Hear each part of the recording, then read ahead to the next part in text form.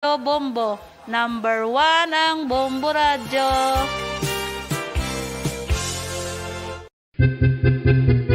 San o ikaw ulihi nga nag-ilis ang sponge nga ginagamit mo sa paghugas sa mga kitchen utensils? Ang kitchen sponge mga kabombo, ang mas mahigko pa sa toilet. In fact, ginpahayag sang microbiologists nga ang mga butang nga ginagamit naton sa pagtino sa mga dishes ang pinakahigko nga bagay sa balay. Sa isa ka pagtuon nga na-publish sa journal nga Scientific Reports, ang spongy bacterial colonies ang mas delikado sa aton ikaayong lawas. Bangod sini, ginarekomendar sa mga researchers nga dapat islan ang sponge kada simana. Ang kitchen ang lugar sa aton balay kung sa diin nagasugod ang mga new bacteria. Bangod sa human traffic kag food preparation. Bangod ang sponge ang masami nga warm, mabasa kag matrace ang old food. Ini ang ideal nga breeding ground para sa bacteria. Suno sa pagtuon, maayong idea nga tinluan ang sponge kada tapos gamit. Apang ginasuggest sa mga researchers nga regular nga islan ang kitchen sponge. Ang kitchen ang lugar sa aton balay kung sa diin nagasugod ang mga new bacteria. Bangod sa human traffic kag food preparation. Bangod ang sponge ang masami nga warm, mabasa, kag may trace ang old food.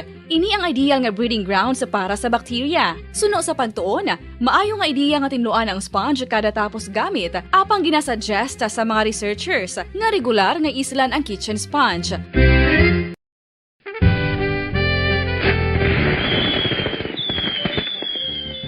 Paano ang mangin safe batok sa mga palupok? Delikado ang paggamit sang palupok. Tanan nga klase sang palupok ang ginadumilian sa mga bata. Magpalayo sa mga taho o kung lugar nga may nagapalupok. Hindi magpulot sa mga wala naglupok nga mga palupok. Ini tuman kadelikado. Magpabulong gilayon kung ikaw ang nalukpan. Mga pahanumdum nagikan sa Bombo Radio Philippines. Basta Radio Bombo!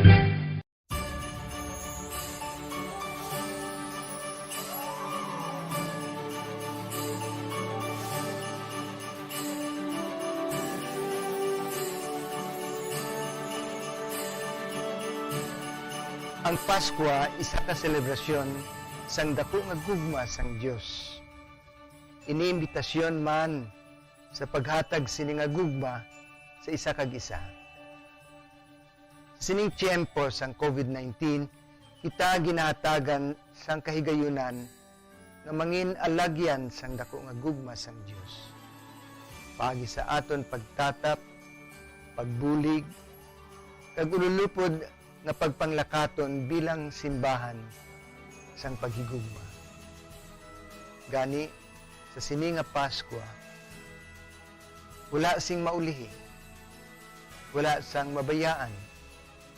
Ululupod kita sa Pasko. Ululupod kita sa paghigugma. Kabay nga bendisyonan kamo sang Dios sa sini nga Pasko, kag ang inyo pagsaulog sang bag-o nga tuig mapuno sang iya nga grasya.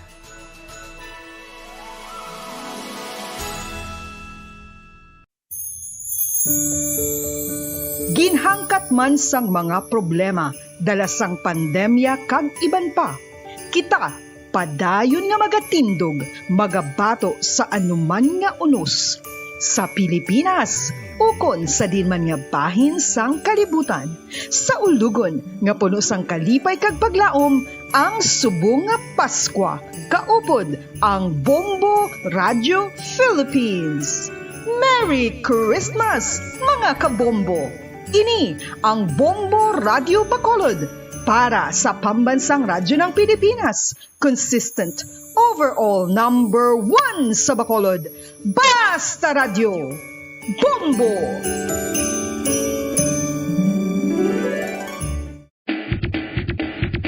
Mga kabombo, subong nga holiday season, madamo gid ang pagkaon apang ano bala. Ang dapat himuon kung may matabo sang suspected foodborne illnesses. Kung may matabo nga suspected foodborne illnesses, dapat i-preserve ang mga ebidensya. Kung may bahin sang suspected food nga nabilin, taguon ini. Putson sang maayo kag ibutang sa freezer. Magpabulong sa gilayon. Kung ang sintomas nagapadayon o kung nagalala, gilayon nga magkadto sa doktor agod magpakonsulta. Hindi man magkalipat nga i-report ang insidente sa local health department.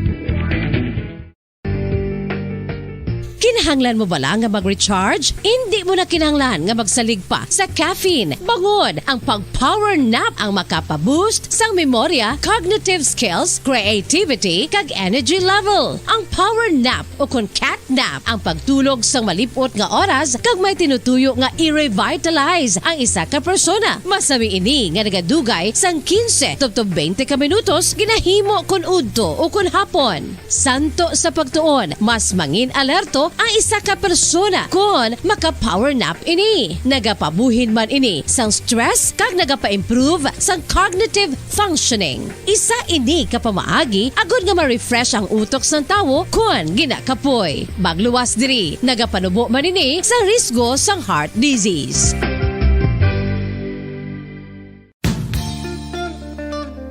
Isa ka bala sa may hinuptanan nga ido, mangin responsable nga dog owner. Bilang nagapanag-iyas ang ido, siguraduhon nga ang mga ini ang regular nga nabakunahan batok sa rabies. Ipaidalom ini sa mandatory registration. Siguraduhon nga hindi ini manginlayaw o kon magsigilagaw o kon libot sa mga kalye o kon sa anuman nga mga public places. Imo man responsibilidad nga mapag-groom ang mga ini, matagaan sa bastante nga pagkaon kag shelter. Responsibilidad mo bilang pet owner nga gastuhan ang anuman nga gastuhon medikal sa tion nga makakagat ang imo ido. Rabies is preventable. Mangin responsable nga dog o kon pet owner.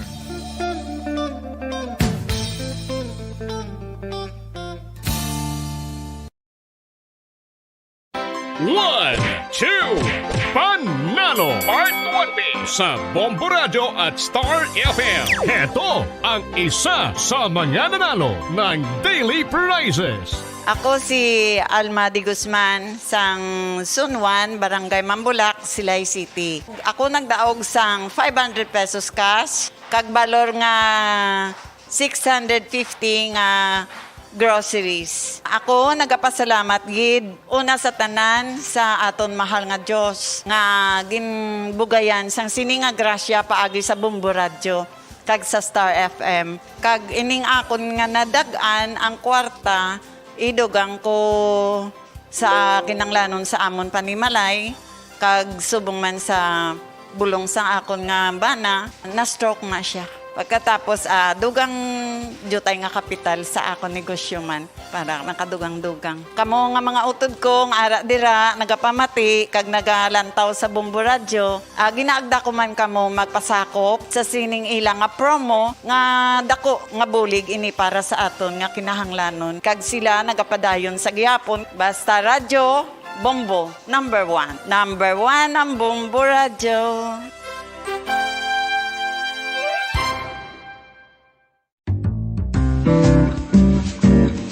Mga pamaagi para mangin matinlo kag safe ang aton mga pagkaon. Ipabilin nga matinlo ang palibot. Isiparar ang hilaw sa naluto ng mga pagkaon. Lutuon sang maayo ang mga pagkaon nga dapat lutuon. Taguon ang mga pagkaon sa safe nga temperature. Depende sa kinahanglan sang klase sang pagkaon. Maggamit sang safe nga tubig kag raw materials.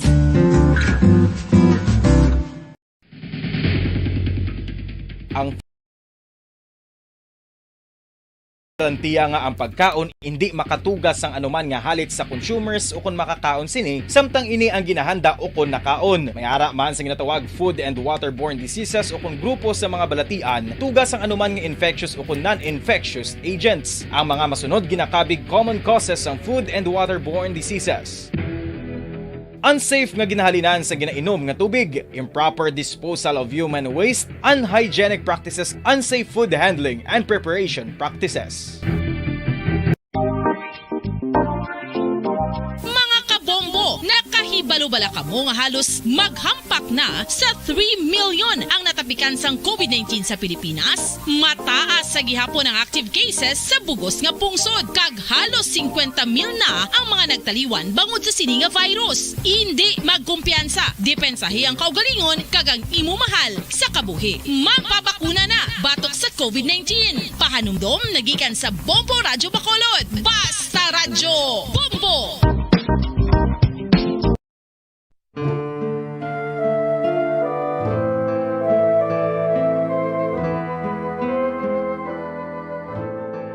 Pangamuyo para sa 2022 elections. Sa ngalan sang Amay, sang Anak, kag sang Espiritu Santo. Amen. O Diyos nga amon amay, sa amon paghandom para sa maabot nga 2022 elections, nagasalig kami sa imo saad nga ipadala mo sa amon ang mga lideres nga nagatuman sang imo mga sugo kag may kinaugali nga nasanto sa imo tagi pusoon kag espiritu.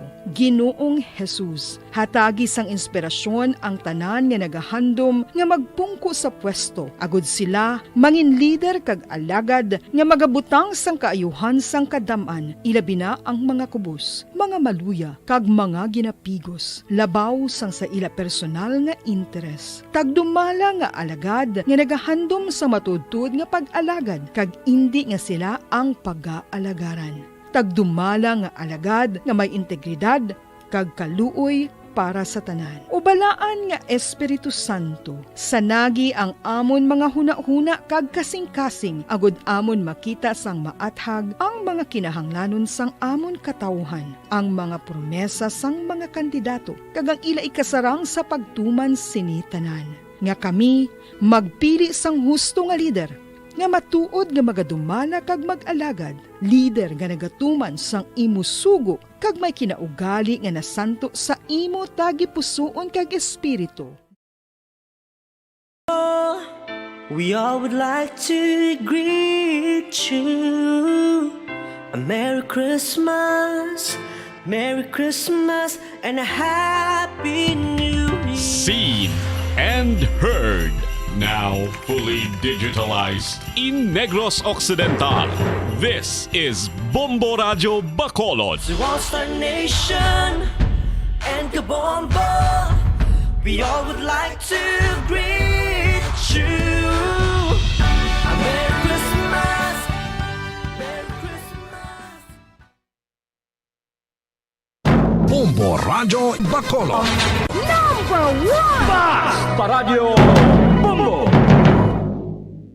Philippine Standard Time, 6 minutos na nakalipas sa takna ng alas 2 sa hapon.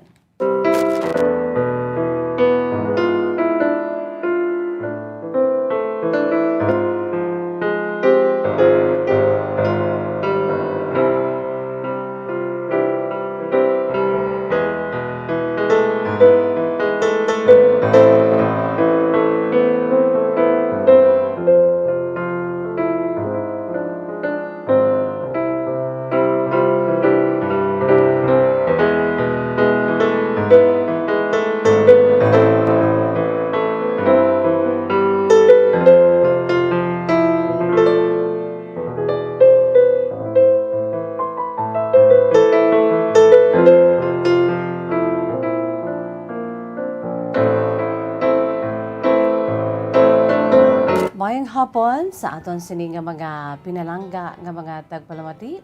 Welcome diri sa aton palatuntunan kahapon lamang. Sa gihapon ining inyo alagad sa kanginan si Bombo Jazz de Jesus Madrigal. Si Miss Jazz para lamang sa inyo sa sining adlaw sang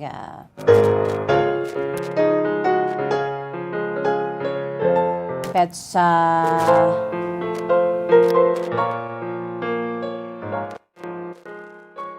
21. Petsa 21 sa bulan sa Disyembre. No? It's December 21, 2021. Grabe, no? December 21, 2021. 21, mga kabombo.